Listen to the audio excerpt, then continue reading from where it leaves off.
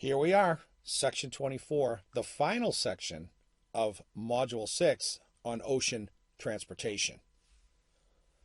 We indeed wish we could wrap up with something a little bit more exciting, but that's just the way the cookie crumbles. The title of this section, all joking aside, is The Safety of Life at Sea Convention and Verified Gross Mass, also known as VGM, which, as the name would indicate, is really quite important to the safety of life at sea and how containers are filled, weighed, and distributed across a vessel. Little bit of a history lesson here. In June of 2014, the IMO, the International Maritime Organization, announced an amendment to an existing document that was called the International Convention for the Safety of Life at Sea, SOLAS as it's called. It's been around for a while. To clarify, the IMO is a specialized agency of the United Nations with responsibility for the safety and security of shipping and the prevention of marine pollution by ships. A rather honorable undertaking for sure. Last bullet. SOLAS, this International Convention for the Safety of Life at Sea as it's called, it's an agreement. It is an IMO agreement between 171 member states that governs the safety of people and assets involved in maritime trade. It's part of the UN, basically. Now, within the IMO, SOLAS is governed by what is called the Maritime Safety Committee, a bunch of people that are dedicated to managing this convention, the SOLAS Convention, the agreement. Second bullet, this June 2014 amendment involves a requirement to verify the weight of containers as a condition for loading. And that is put in there between quotation marks because it is really the pivotal operational statement of the entire agreement.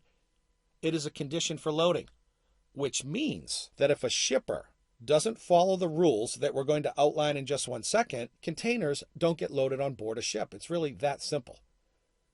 This whole requirement is known as VGM, Verified Gross Mass. How much does a container weigh, basically, is what we're talking about here. And the reason why VGM has been put in place, unfortunately, is that many shippers misrepresent or don't even know the weight that goes into a container. Those containers can be overloaded and create a danger at sea, obviously, as containers are loaded on board a ship and transported across the ocean, but also on roads too, when containers are shipped to inland points in Europe, the United States, or anywhere in the world for that matter. What we're trying to say here is that this is important stuff. The amendment itself went into effect in July of 2016. Let us get into a little detail here and quote some parts and chapters from the SOLAS document, noting in the lower right-hand corner that our source is indeed the International Convention for the Safety of Life at Sea, for this instance, Chapter 6.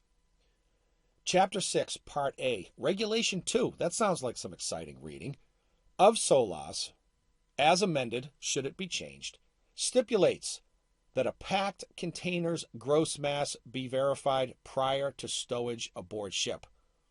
Some fancy maritime terminology there. The container has to be weighed and the gross mass has to be reported. The gross mass being what is the tare weight of the container and what is the weight of the contents of the container. We see that in our second bullet point. To summarize, the definition of gross mass is definitely the tare weight of the container, the cargo in that container, and all packaging material, dunnage, etc. That's an important point too, especially when goods are packed in heavy wooden crates. So it's not just the weight of the goods themselves, but the goods and the packaging. Last bullet point here, the term container includes tank containers that could carry chemicals, for example, flat racks, bulk containers, etc. It's not just about 20s, 40s, 40 high cubes. There's a broader definition of the word container. This slide is important for BCOs, for importers, because we make a distinction around SOLAS's definition of the shipper. That's why it is italicized and bolded on this slide. The shipper is responsible for the verification of the gross mass of a container carrying cargo. This includes obtaining and documenting the verified gross mass of a container. The shipper, for our purposes as an importer, is the vendor overseas. right away upon hearing that statement, we might say as the importer, well, if that's the shipper's responsibility, what do we care? We have to care a lot. Number one, because there's a moral obligation to maintain the safety of life at seas. But our vendors are our lifeline, and we have to be working with them in such a way that they're acting responsibly too, and in this case, acting legally. So yes, it's the responsibility of the shipper, but we as the BCO have a big role to play in that too. Second bullet, the shipper is also responsible for ensuring that the VGM is communicated in the shipping document sufficiently in advance to be used by the ship's master or his representative and the terminal representative in the preparation of the vessel stowage plan. That's what terminal operators do. That's what steamship lines do. In part, is plan how to load a vessel with containers by sequencing of port arrivals, but also by weight distribution, because to harken back to a previous example, we don't want all the containers with the ball bearings in the back of the ship and all of the containers with the ping pong balls loaded in the front of the ship, because guess what? The ship's going to flip over and capsize. That's a pretty extreme example, but illustrative of what VGM is trying to accomplish. Some more details. SOLAS VGM requires that a container's verified gross mass be sent to the steamship line or its representative sufficiently in advance. The bottom line, as we see in our second bullet, without the verified gross mass, a container cannot be loaded on board a ship. U.S. importers, third bullet, must have arrangements in place with their vendors that allow for VGM verification, as well as transmission of the VGM communication to the carrier. Think of it this way. Yes, it's the shipper's responsibility. But if the shipper doesn't provide VGM information sufficiently in advance and the containers don't get loaded on a ship, who's going to suffer? The U.S. importer is going to suffer. We're going to suffer. From a pure commercial perspective, that's why we have such an interest in making sure that our vendors are doing the right thing. Trade tip, an authorized third party can be used to create and send the VGM communication. What does that mean? You can use your freight forwarder at origin to do that for you. Wow, that really does wrap things up.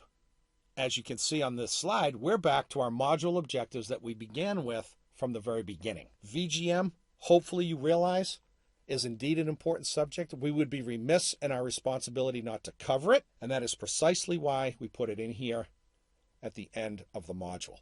Let us now go back to the very beginning, and you can judge if we achieved our objectives. First, we wanted to present ocean transportation as a vital component of a U.S. import supply chain. Second, we endeavored to offer a multifaceted portrayal of all the players and activities involved in a U.S. ocean import program. From definitions to players to scenarios, hopefully we did that. Third bullet, we set out to enhance the students' understanding of the operational, service, and documentation components of importing into the U.S. via ocean transportation. And then finally, we wanted to share tactical and contractual expertise that enhances an importer's knowledge of all aspects of inbound ocean transport. We talked a lot about operations. We went into some deep discussion on documentation. Hopefully, we did a reasonably good job on the contractual side of things, too. That's what we set out to do. Only you can judge. That is the end of Module 6. Upon our return from Module 7, it is a broader treatment of specific ocean import models. Buyer's consol, transload, direct-to-store, and a couple of others. A very complimentary and a very detailed portrayal of those models. Do return quickly for Module 7.